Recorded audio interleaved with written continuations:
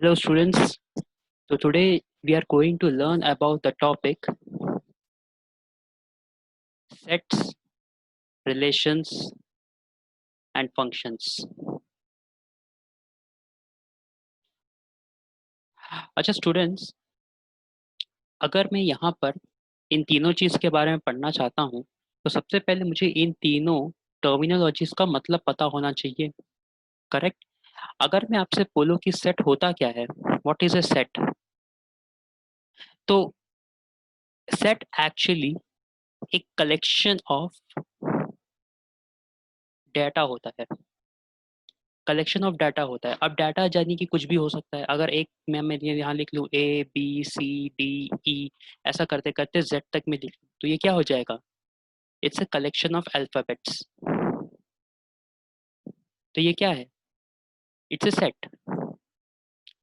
Similarly अगर मैं एक नंबर का कलेक्शन ले लूँ, जैसे कि काउंटिंग नंबर्स 1 2 3 4, ऐसा करते करते करते कहीं पर भी, चाहे 100 हो चाहे 1000 हो, मैं आगे तक बढ़ते चल जाऊंगा।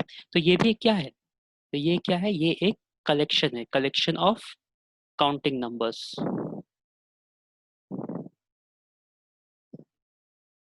जिसे हम कहते हैं सेट। अच्छा, अब यहाँ पर मैथमेटिकल टर्म में सेट का मतलब भी सिमिलर होता है, लेकिन उसकी टर्मिनोलॉजीज बदल जाती हैं। इसको ऐसा देखते हैं, नेचुरल नंबर्स की हम जब बात करते हैं तो नेचुरल नंबर्स होता क्या है? ऑल काउंटिंग नंबर्स को ही हम नेचुरल नंबर्स कहते हैं, जो कहाँ से स्टार्ट होता है? 1 से। 1 2 3 4, ऐसा करते करते ये आगे तक चलता ही रहता है।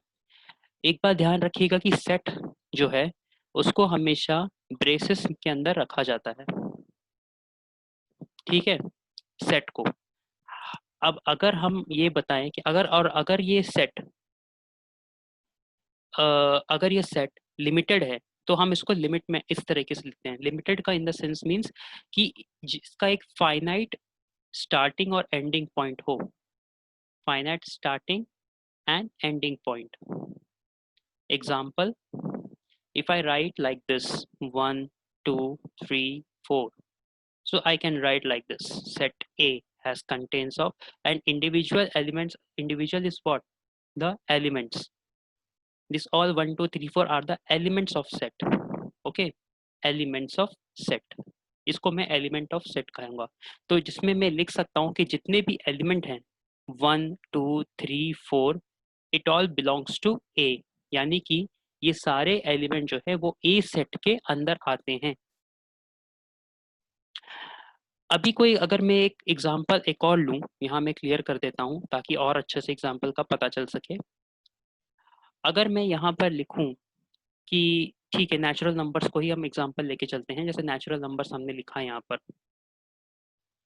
तो चूंकि नेचुरल नंबर्स इन्फिनिट हैं, यानी कि उनका स्टार्टिंग तो 1 से होता है लेकिन एंडिंग कहाँ होगा? इन्फिनाइट में जाकर। क्योंकि हमको पता नहीं है कि नेचुरल नंबर्स का एंड कहाँ है, वो कंटिन्यू होते ही चले जाता है। तो इसीलिए हम उसके सेट को कैसा लिखेंगे? 1, स्टार्ट फ्रॉम 1, चूंकि 1 फाइनाइट है इसलिए इसके आगे जो ब्रैकेट है वो क्या? Square bracket. और इन्फिनिटी जो लिखते हैं, इन्फिनिटी का मतलब कि ये इन्फिनाइट है, तो इसीलिए इसको कंटेन नहीं किया जा सकता। इसीलिए हम यहाँ पर जो ब्रैकेट लगाते हैं वो है कर्व ब्रैकेट्स।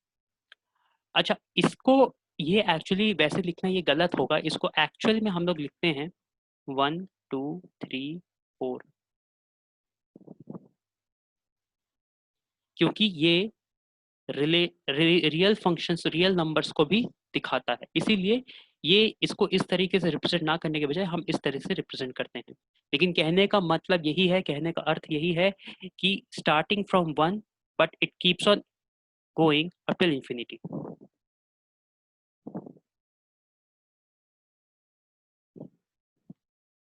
अगला एग्जांपल जो हम लेते हैं वो है होल नंबर्स का। तो होल नंबर कहाँ से स्टार्ट होता है? होल नंबर्स होता है स्टार्ट 0 से। तो होल नंबर कहाँ से स्टार्ट होगा? 0 से। 0 1 2 3 4, similar thing and it goes on and on and on. इसलिए इसके ब्रैकेट्स का डिफरेंस हमें साफ दिखता है। एक होता है स्क्वायर ब्रैकेट, एक होता है कर्व ब्रैकेट, तो ये क्या हो जाएगा, होल नंबर। अच्छा, सेट का सबसे क्लासिक एग्जांपल है रियल नंबर्स। अगर कोई मुझसे पूछे कि सर क्या पॉजिटिव ही पॉजिटिव सेट का ही फॉर्मूला बन सकता है, या सेट जो है वो सिर्फ पॉजिटिव नंबर से बनता है, जी नहीं, सेट जो है वो नेगेटिव नंबर से भी बन सकता है। जैसे कि यहाँ मैंने एग्जांपल ली -1 0 1।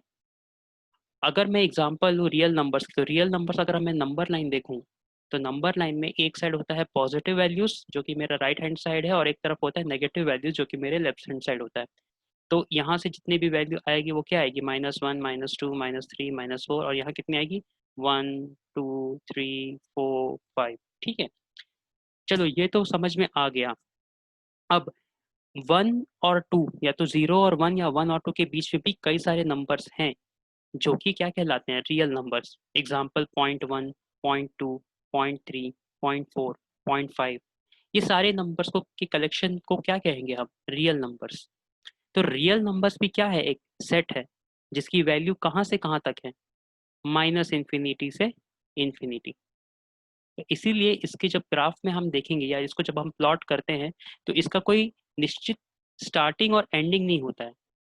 इसीलिए ये दोनों तरफ पर एक्सपेंडेबल होता है, जिसका कोई वैल्यू नहीं होता, और इसके हम लोग -इन्फिनिटी से इन्फिनिटी पर रिप्रेजेंट करते हैं। और ब्रैकेट एज यूजुअली हमने जब बताया कि ब्रैकेट क्या होगा इसका, कर्व ब्रैकेट। क्यों, क्योंकि इसे कंटेन नहीं किया जा सकता। आगे हम और क्वेश्चंस देखेंगे तो उससे आपको और भी क्लियर हो जाएगा। ठीक है। अच्छा, जब हम ग्राफ बनाते हैं एक्स एक्सिस और वाई एक्सिस के बीच में, तो ये भी एक क्लासिक एग्जांपल है सेट का। एक्स एक्सिस में हम क्या नंबर डालते हैं, 0 से लेके 1 2 3 4, और ऐसे करते करते इन्फिनिटी तक जाता है। सिमिलरली वाई एक्सिस में भी हम यही करते हैं, 1 2 करते करते करते इन्फिनिटी तक जाता है। तो ये जो एग्जांपल्स क्या कहलाता है, x belongs to a set which contains all the numbers from 0 to infinity, और x also belongs to set which belongs to 0 to -infinity, या -इन्फिनिटी से 0 हम इसे बुला सकते हैं। अब जो मेरा क्वेश्चन बनता है कि इसका एक्चुअली यूज क्या है, तो सेट के बिना रिलेशंस कभी बन नहीं सकता। We can not find relations, मैं लिख भी देता हूँ, we we can't form relations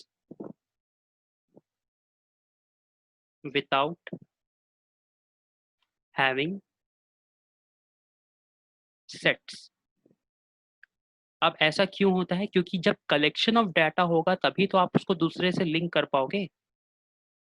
एक डे टू डे एग्जांपल का, लाइफ का मैं एग्जांपल देता हूँ, वो है आधार कार्ड।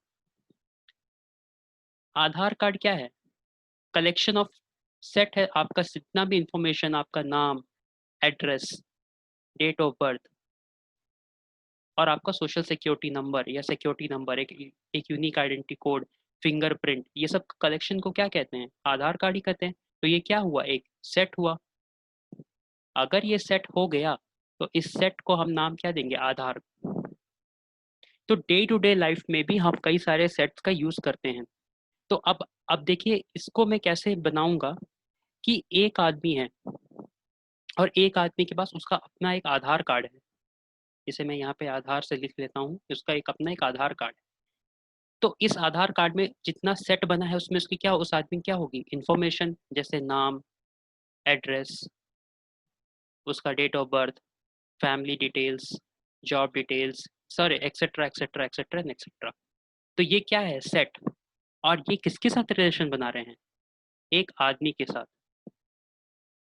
या तो मैं ये कहूँगा कि आधार अगर को मैं एक सेट मानूं, और दूसरे सेट पे मैं नंबर ऑफ पीपल या तो पर्सन्स या कलेक्शन ऑफ पर्सन्स डालूं, जिसका नाम है ABCD, और आधार कार्ड में मैं क्या डाल सकता हूँ, 1 2 3 4। तो हर आधार कार्ड का अपना एक मालिक है, राइट। तो इसी को क्या कहेंगे हम, रिलेशन। आधार और एक पर्सन के बीच का जो लिंकेज है उसको हम क्या कहेंगे, रिलेशन। यही चीज मैथमेटिक्स में हमें पढ़नी है, रिलेशंस और फंक्शंस में। मैं फंक्शंस में आऊंगा थोड़ी देर से, लेकिन पहले हम आधार को देख लेते हैं और रिलेशंस को भी देखेंगे। ठीक है, जब हम कोई दो सेट लेते हैं, ए, सपोज करो यहाँ मैंने लिया ए बी सी, और दूसरा सेट मैं ले रहा हूँ सपोज 1 2, तो इनके बीच में मैक्सिमम कितने रिलेशंस हम बना सकते हैं। फिर से मैं क्वेश्चन पूछ बता रहा हूँ आपको। एक सेट है ए, एक सेट है बी, सेट में 3 एलिमेंट हैं, बी में 2 एलिमेंट हैं, ए बी सी जो है वो सेट के एलिमेंट्स है और 1 और 2 बी के एलिमेंट्स हैं।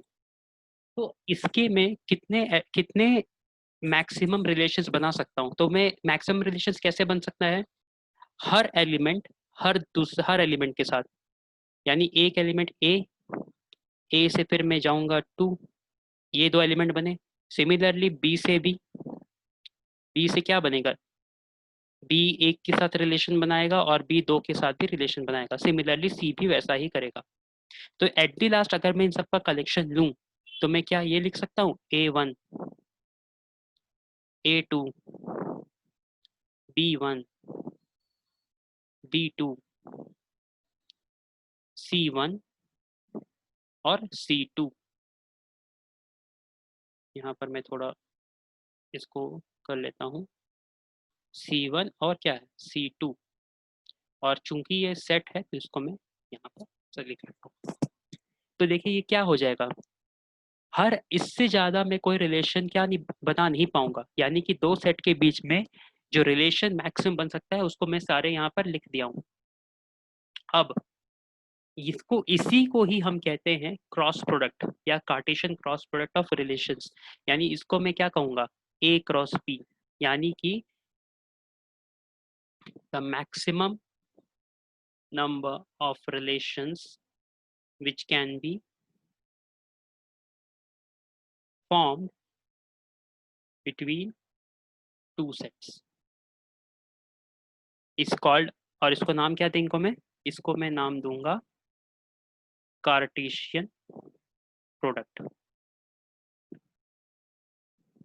अब कार्टेशियन प्रोडक्ट यानी कि ए क्रॉस बी का एक्चुअल मतलब यही होता है कि हम किसी दो सेट को, यहाँ पे सेट ए और बी है, तो किसी दो सेट के बीच में कितने रिलेशंस फाइंड कर सकते हैं, यही को कहते हैं कार्टेशियन प्रोडक्ट। अच्छा, अगर कार्टेशियन प्रोडक्ट आ गया, तो इसी में से ही मेरा इसी के सबसेट को मैथमेटिकली हम कहेंगे रिलेशंस। क्योंकि रिलेशंस क्या है, रिलेशंस आइदर ये पूरे का वैल्यू होगा या किसी एक रिलेशन की कलेक्शन को हम यहाँ पर डिनोट कर सकते हैं। इसको एक और बार फिर से समझते हैं। जैसे कि मान लीजिए मैंने लिखा यहाँ कार्टेशियन प्रोडक्ट, ठीक है। कार्टेशियन प्रोडक्ट में जो मेरे पास आया था, सपोज करिए A1 A2 A3, या सॉरी B1 B2 और C1 C2, ठीक है। तो ये मेरा पूरा एलिमेंट या पूरा क्या हो जाएगा, पूरा का पूरा क्या है, रिलेशंस का। इसी के सबसेट को हम रिलेशंस भी कहते हैं। तो relation is actually, in mathematically मैं बता रहा हूँ, relation is actually a subset of A cross B. Mathematically meaning कुछ भी नहीं है, मीनिंग बस ये है कि हम दो एलिमेंट्स या दो सेट्स के बीच में जितने मैक्सिमम रिलेशंस बन सकते हैं उसी को हम कहते हैं रिलेशंस। और मैक्सिमम रिलेशंस की वैल्यू क्या होगी, ए क्रॉस बी, जिसे हम लोग कहते हैं कार्टेशियन प्रोडक्ट। अच्छा, रिलेशंस की बात आ ही गई है, तो रिलेशंस अगर मुझे ए क्रॉस बी है, ए क्रॉस बी का रिलेशन का सबसेट है रिलेशन, तो क्या मैं हर बार ऐसा ही करूंगा, क्या मैं हर बार ऐसा ही कलेक्शन बनाते रहूंगा, नहीं। इसका एक सिंपल सा फॉर्मूला है। तो फॉर्मूला टू फॉर्म और फॉर्मूला टू डिटरमाइन, सॉरी, तो formula to determine total number of relations, total number of relations. तो इसका फॉर्मूला होगा 2 की पावर p इंटू क्यू, जहाँ पे p क्या है, number of elements in a set. जैसे अगर मैं दो सेट ले लूँ पी और क्यू, तो पी क्या है? Number of elements present in set P, और क्यू क्या है? Number of elements present in set Q. अगर स्टार्टिंग में जब मैंने यहाँ पर लिखा था 2 की पावर p इंटू क्यू, तो सपोज करिए अगर p में दो एलिमेंट हैं और q में दो एलिमेंट हैं, तो मैक्सिमम हम कितने एलिमेंट बना सकते हैं, कितने रिलेशंस बना सकते हैं? 2 की पावर 4। और वो सही भी है, 2 to the 4 4 8 16, यानी 16 रिलेशंस इनके बीच में हम बना सकते हैं।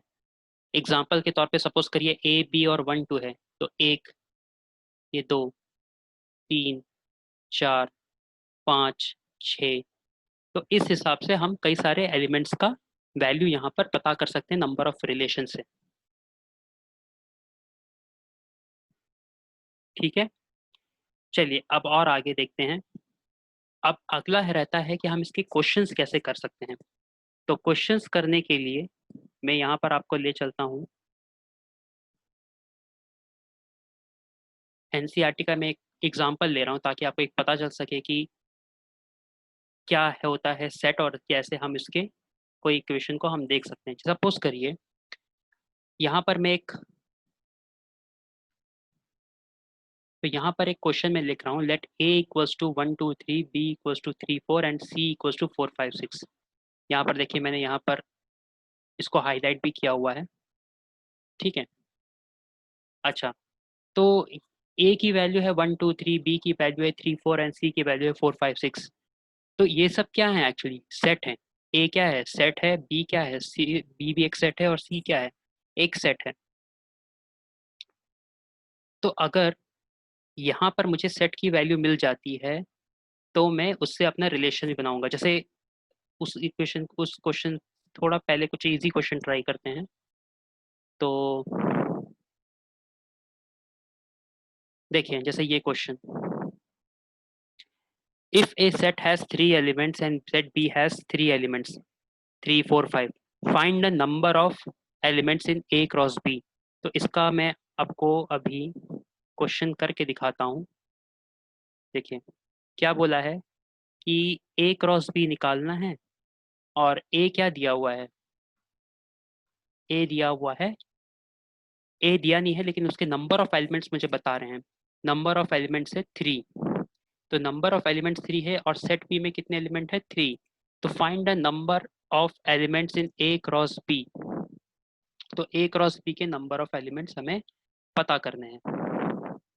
तो एन ए यानी कि नंबर ऑफ एलिमेंट्स इज 3 है, एन बी भी क्या है? 3। और बी तो हाँ, और रिलेशन किसके बीच बन रहा है? ए और बी के बीच में जो रिलेशन है। ठीक है, तो ये हो गया ए। अगर मैं ए में, अगर मुझे पता है 3 एलिमेंट है, तो मैं कोई भी 3 हाइपोथेटिकल हाइपोथेटिकल नंबर ले लूंगा। सपोज ए बी सी, और दूसरा मैं क्या ले लूंगा जो यहाँ दिया हुआ है, वो है 3 4 5। 3 4 5। तो अब मुझे क्या क्या निकालना है? ए क्रॉस बी। तो सिमिलरली सेम थिंग, अगर मैं फॉर्मूला ना भी लगाऊं तो भी मुझे मिल जाएगा। A3 A4 A5। Similarly B और सी के साथ भी वैसा ही करेंगे, तो मैं यहाँ लिख लेता हूँ A3 A4 A5, B3 B4 B5, C3 C4 C5। तो नंबर ऑफ एलिमेंट्स क्या हो जाएंगे? 1 2 3 4 5 6 7 8 9। राइट।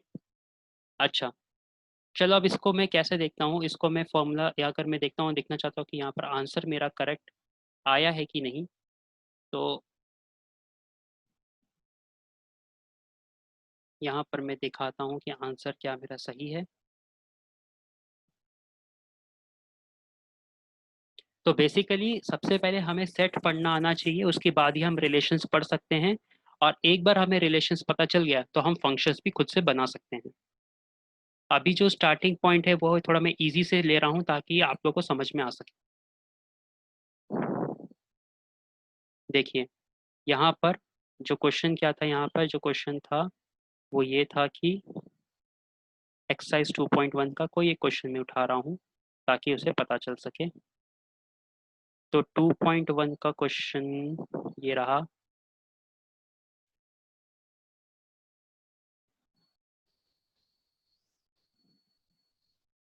ये देखें, आंसर आ गया 2.1 का।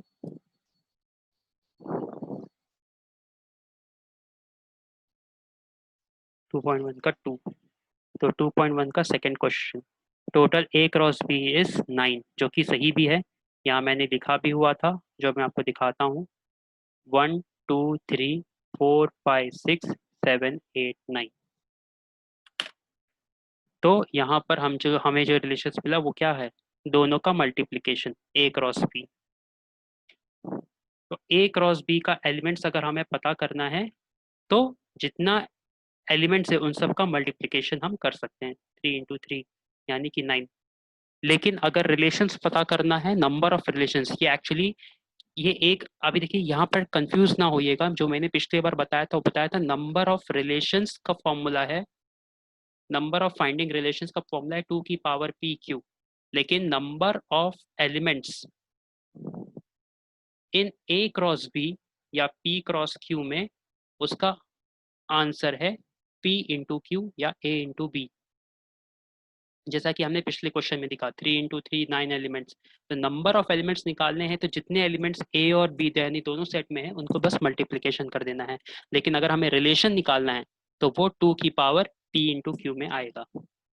क्वेश्चन अभी आगे और भी देखते हैं ताकि आपको समझ में आ सके। ठीक है, एक और क्वेश्चन अगर मैं देखूं,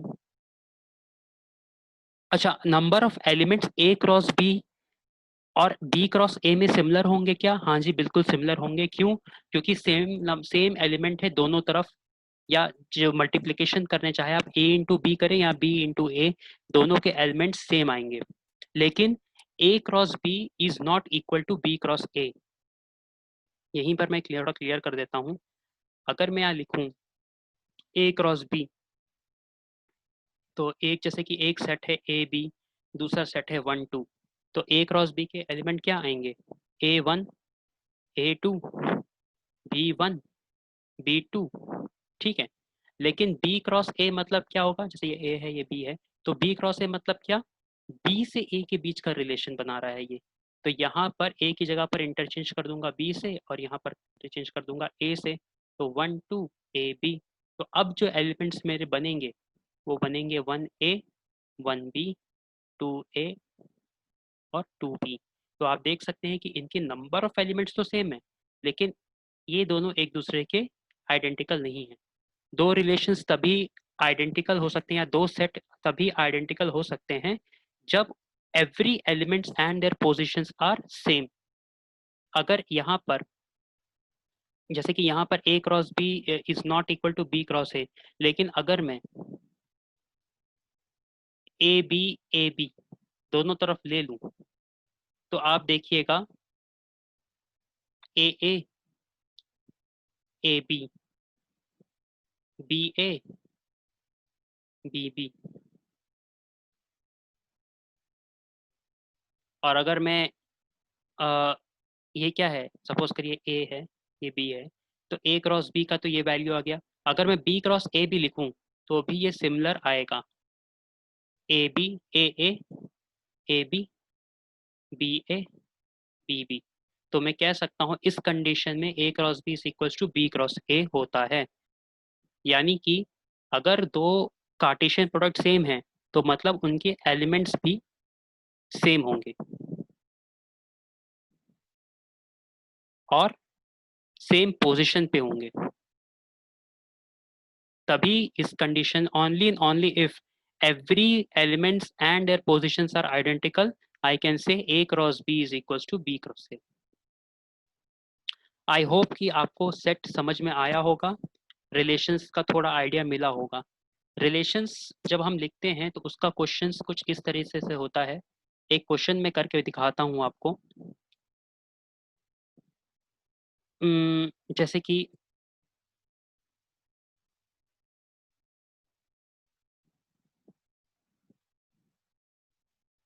रिलेशंस का एक क्वेश्चन जो मैं यहाँ ले रहा हूँ,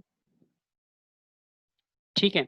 देखिए यहाँ पर अगर मैं ऐसा लूँ, अभी आप डोमेन को मत ध्यान में दीजिए, क्योंकि वो अगले कोर्स में हम पढ़ेंगे, या अगले स्लाइड्स में हम डेफिनेटली उसे पढ़ेंगे।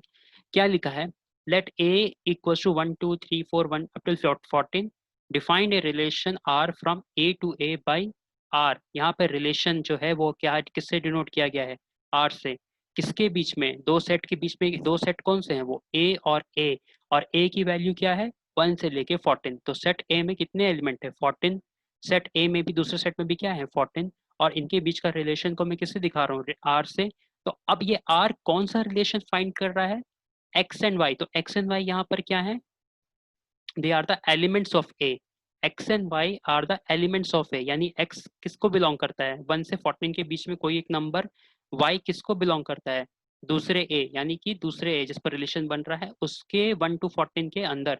और इनका रिलेशन का जो रिलेशन का जो इक्वेशन है वो क्या है, 3x minus Y equals to 0। यानी मैं x की वैल्यू 1 से लेके 14 के बीच कुछ भी रखूं, तो उसकी कोई वैल्यू जो y में मुझे आएगी, जो कि 1 से 14 के बीच में होगी, वो वैल्यू मुझे मिलेगी। ये देखिए यहाँ लिखा भी हुआ है, where X and Y belongs to A. ये जो ई, छोटा सा ई दिख रहा है, ये एक्चुअली किसको बिलोंग्स टू कहते हैं। उसके बाद ये बोलेगा राइट इट्स डोमेन, को डोमेन एंड रेंज, जिस पर हम थोड़ी देर में आते हैं। अभी बस क्वेश्चन को पढ़ना और समझना इंपॉर्टेंट है कि लेट ए, जो कि ए यहाँ पर क्या है, सेट 1 से लेके 14। रिलेशन किसके बीच बन रहा है, सेट ए से सेट ए के बीच में, इसलिए 1 to 14 दोनों तरफ प्रेजेंट होगा। और रिलेशन में जो एक्स और वाई है वो क्या होंगे, उस 1 से लेके 14 के एलिमेंट्स होंगे। तो X and Y belongs to A, ये कहना चाहता है। और रिलेशन का इक्वेशन क्या होगा, 3x इक्वल्स टू वाई, या 3x minus Y equals to 0। अगर अब इस क्वेश्चन को अगर मैं सॉल्व करूं, तो रिलेशन हो जाएगा 3x minus Y equals to 0, या मैं इसको लिख सकता हूँ y इक्वल्स टू 3x। अच्छा, अगर मैं x की वैल्यू, अब x और y बिलोंग्स टू क्या है, x and y belongs to है a। और यानी कि x मैं कह सकता हूँ 1 से लेके 14 के बीच के एलिमेंट होंगे। तो x की अगर वैल्यू मैं 1 डालूं, यहाँ पर x की वैल्यू 1 डालूं, तो y क्या आ जाएगा, 3। y की वैल्यू अगर मैं, x की वैल्यू अगर मैं 2 डालूं, तो y की वैल्यू क्या आ जाएगी, 6। x equals to 1, y equals to 2। तो अगर मैं इन सब के x और y का रिलेशन बनाता फिरूं, तो क्या मैं इसको ऐसा लिख सकता हूँ, x की वैल्यू 1 तो y की वैल्यू 3, 2 6, 3 9, 4 12, 5 15। अब यहाँ पर देखिए ये चीज जो है, अब तक तो सब सही चल रहा था, क्यों, क्योंकि 1 से लेके 14 के बीच में दोनों x और y बिलोंग्स करते हैं। लेकिन जहां 5 से 15 आ गया, तो 5 तो x के अंदर होगा ही, 1 से लेके 14। लेकिन 15 जो है वो इस a का पार्ट नहीं है। तो इसीलिए ये जो रिलेशन है ये फॉर्म नहीं हो सकता। तो जो एलिमेंट हमारे पास, जो फंक्शंस का जो रिलेशंस का जो वैल्यू हमारे पास आया है सेट के फॉर्म में, वो है 1 3 2 6 3 9 4 12। अब इसी के कलेक्शन को अगर मैं यहाँ पर सही से लिखूं, 1 3 2 6 3 9 और 4 12, अब इनके सारे एक्स एलिमेंट को अगर मैं एक साथ ले लूं, तो ये जो बनेगा ये बन जाएगा मेरा क्या, डोमेन 1 2 3 4। तो ये मेरा क्या बन जाएगा, डोमेन। अब ये वैल्यू को डालने के बाद, जो ये वैल्यू ये डालने के बाद मुझे कौन कौन सी वैल्यू मिल रही है, उनकी कलेक्शन को कहते हैं रेंज। तो यानी रेंज इक्वल्स टू 3 6 9 12। तो डोमेन अगर मैं ग्राफिकली इसे देखूं, तो ये होता है डोमेन, जो कि एक्स एक्सिस में दिखाता है। और ये क्या हो जाएगा, रेंज, जो कि वाई एक्सिस में दिखाता है, डोमेन और रेंज। तो यानी कि अगर मैं इसको यहाँ प्लॉट करूँ, 1 अगर मैं 1 लूँ तो यहाँ आएगा 3, 2 लूँगा तो 6। तो ऐसा करते करते ये जो डायग्राम बनेगा वो एक स्ट्रेट लाइन बनेगी, जिसका इक्वेशन होगा y इक्वल्स टू 3x। तो देखा आपने कैसे एक सेट और रिलेशन के फॉर्म पे हम एक ग्राफ भी बना सकते हैं। और एक बार हमारे पास ग्राफ आ गया, तो चाहे इसका स्लोप निकालें, चाहे इसका रेंज निकालें, चाहे इसका डोमेन निकालें, या कुछ भी निकालें, ये सारी इंफॉर्मेशन हमारे पास आ जाएगी। उम्मीद करता हूँ आपको डोमेन और रेंज का ये एक वैल्यू समझ में आया होगा, concept of set and relations आया समझ में आया होगा। थोड़ा सा मैं हिंट देता हूँ फंक्शंस के बारे में। एक्चुअली फंक्शंस कुछ नहीं होता है, फंक्शंस आर यूनिक रिलेशंस। यानी फंक्शन भी एक रिलेशन होता है पर वो यूनिक रिलेशन होता है। तो फंक्शन में जैसे कि अगर मैं एक दो सेट ले लूँ ए और बी, जैसे कि 1 2 3 1 2 4 कुछ भी एलिमेंट ले लूँ, अगर एक एलिमेंट के साथ रिलेशन बना तो इसी एलिमेंट का दूसरे एलिमेंट के साथ रिलेशन नहीं बन सकता फंक्शंस के अकॉर्डिंग। इसीलिए जैसे कि हर एलिमेंट का अपना एक यूनिक प्री इमेज होना चाहिए। जब हम कोई भी सेट लिखते हैं जैसे 1 2 2 2 3 4, तो यहाँ पर हर इमेज का, इसे कहते हैं हम इमेज। वाई को हमको रेंज को इमेज भी कहते हैं और इसे कहते हैं प्री इमेज।